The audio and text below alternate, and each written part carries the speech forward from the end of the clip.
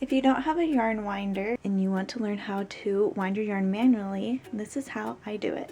So here's your yarn. You're going to grab one end of the strand, and with your hand, you start wrapping it around. Okay.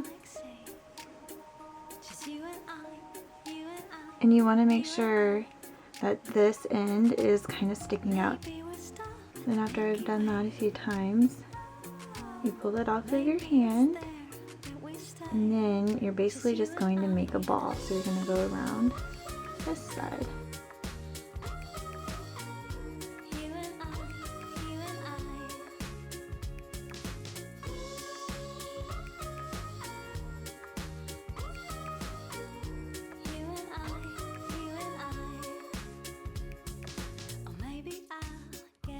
You just keep doing this all the way to the very end.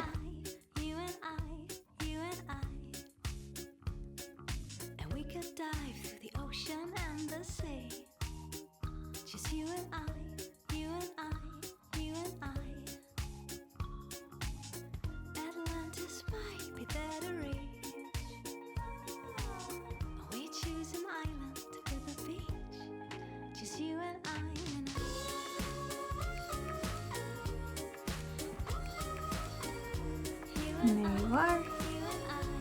You took her end in, and then all you have to do is pull through the middle.